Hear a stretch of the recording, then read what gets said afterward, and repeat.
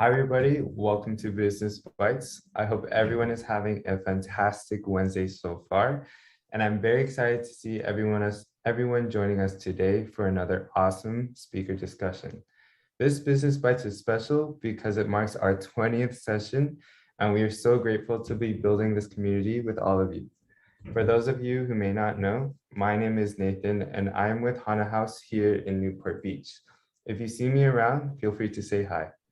And as a quick background, Business Bites is a collaborative virtual series hosted by Honest Access and Hana House. If you're not familiar, Honest Access is an innovation consulting firm based in Southern California. And Hana House is a flexible co-working space and cafe with locations in both Palo Alto and Newport Beach. Now today, I do encourage you all to use the chat feature at the bottom to engage and ask any questions throughout the session. As a reminder, this session is being recorded and will be posted on our YouTube channel and sent out via email. And with that, I'd like to hand it over to the amazing Shelly from Honest Access. Thank you, Nathan. Hi, everyone. Welcome to our 20th Business Bites. This is so exciting. Thank you, Davina from Honest Access, for joining us today and helping manage the chat. I just want to express a moment of gratitude to Hana House, who suggested we partner together on this virtual Business Bites series back in 2020. So in July of 2020, during the height of the pandemic, Hana House and Honest Access had its very first session led by Honest Access leader Kelly O'Connell. And the topic was becoming future fit. Professional development in a changing workforce landscape. That is a mouthful. But during that session, Kelly shared how the workforce is changing and what the future of work may look like. And we're absolutely still in that phase. And so if we fast forward to present times, there's really another timely topic that keeps coming up for us at Honest Access that we thought it would be great to share with all of you.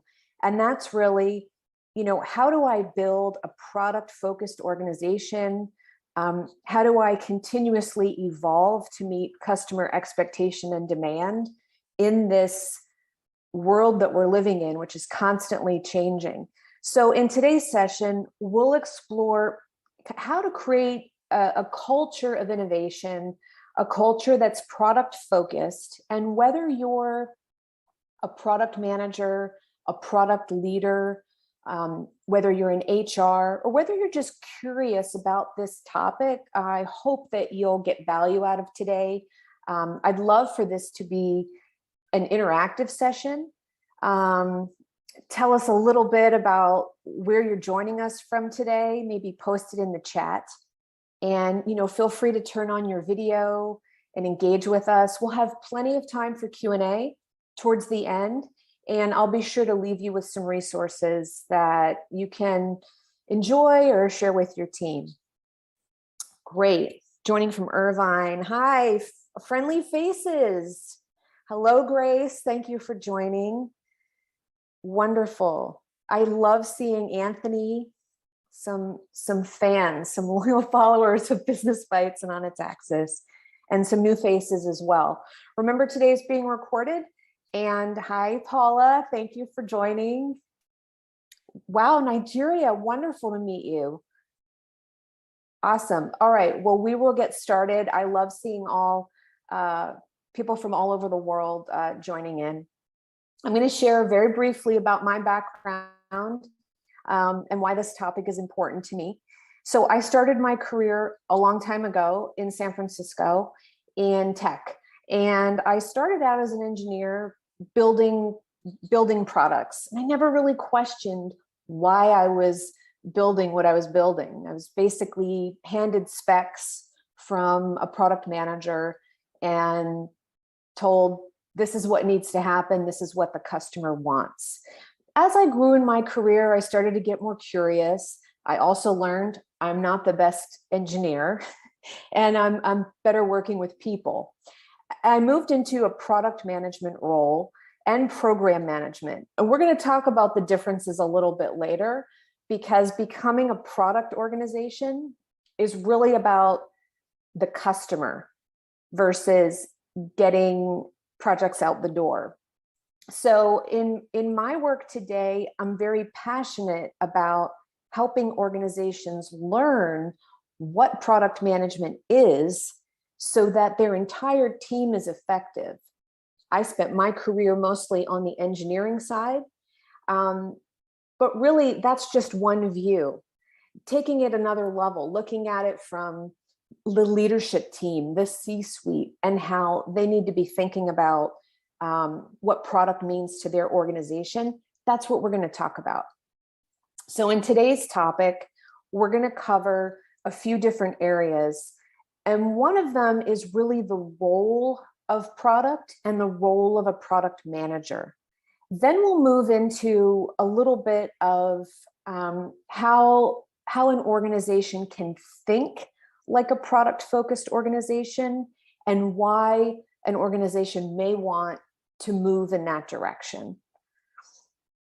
Great. So I don't expect you to share in the chat something so private about your organization, but feel free to share with me directly maybe a few adjectives that describe the state of product management at your company. Like, how do you think about it, or how does leadership think about it? It could be any words at all.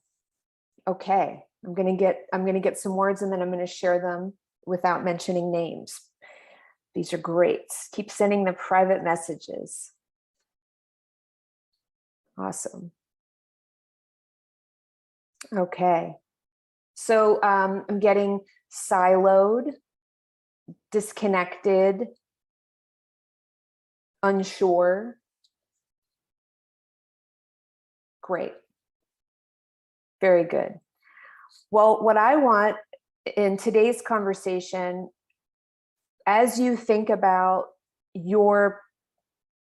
what product management means to you, whether you're a startup founder or you're working in a larger organization that may not even have product management as a pure function, I think you're going to get a lot out of this as we'll talk through these things. All right. This is such a depressing slide, but there's actually a lot of positive around it. So Clayton Christensen, who is the late Harvard Business School professor, I absolutely love and highly recommend a lot of his work. He suggested that 95% of the roughly 30,000 new products introduced each year fail. That is not a great percentage. And Clayton's position is that you need to constantly innovate and improve over time, each year bringing new products to market. And if you're not doing that, there is a fear of being disrupted. What does that mean? We'll talk a little bit more about that later, but essentially, you will be eclipsed by another competitor. For example, you may go out of business. So what's interesting to me about this, if you really dig into the statistics around it, is that it isn't always the product itself that ends up failing. Not at all. A lot of times it's the circumstances around the product, the timeliness to the market, the expertise of the people involved in the launch. A lot of those factors are what contributes to a product not getting adopted or a complete failure. So I like to think about, a lack of methodology is one way, a lack of measurement, a lack of alignment. All of these things are aspects that fall into a leadership function of an organization. So whether you're a founder of a startup and your product is failing, you're the leader, there's something missing. There's something missing that you need to discover. And whether you're a C-suite executive, same thing. So any sort of leadership function needs to be thinking about what are the factors that will create product success. And these are just some common reasons that product teams fail. And I want to just take a moment and share that when you talk about developing products, most people say, well, you have to have ruthless prioritization, and you have to have a really good roadmap. Well, none of that works if you don't have a solid strategy. And there's a lot that comes with product strategy. So this overarching product strategy may be lacking. The product team themselves may feel disempowered. And one example of that is also another line item here on the slide, a lack of alignment with internal process, infrequent access to customers. In my experience as a product manager, we rarely got out of the office to meet with customers, and in certain instances of when I was working. In greater organizations or more successful organizations, we were always talking with customers, always talking with partners and with our customer success teams to really understand what was happening for those we were serving. So these are just common examples. And I want to share why you might want to develop a product organization. So a product organization, and one that avoids some of those common failures, is an organization that avoids what we call a build trap. It's basically churning out features, responding reactively to maybe what sales says is important. Product organizations really look at customer needs and they solve for their needs. They help their teams understand customer problems. And so I hope that's resonating for you. And I think no matter where you are in your organization, you've probably seen this occur, right? We're building, we're launching things, it's not selling. Why is this happening? So there's 4 main reasons why you'd want to develop a product organization.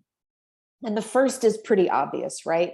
I love this race car example, but staying competitive. So, staying competitive in the market requires that you put way more effort into communicating with your existing customers, and you have to reach out to new ones all the time. So it means you have to understand how to differentiate your offering amongst your competitors. And it means you know how to price your products in a way that creates value for your customers. So it requires that strategy for you to stay competitive. The next is you want to avoid disruption. We talked a little bit about this earlier. Common reason that products fail is disruption in the market. So disruptions are real threats to existing businesses. They occur in volatile markets like the one we're in right now. Blockbuster is a great example of this, right? We all know that story. We didn't move fast enough to keep up with moving from VHS tapes to, say, what we have today with Netflix, as an example. They didn't respond to market needs in a timely fashion. So, Blockbuster was a great company, though. So here we say, my gosh, even great companies can fail. And the key that differentiates the successful ones from the others is that they're always scanning the market for leading indicators about what's happening, and they're mobilizing their teams to be on the watch to do that. That's some great product organizations do that work all the time. Another reason to develop a product organization is to empower transformation.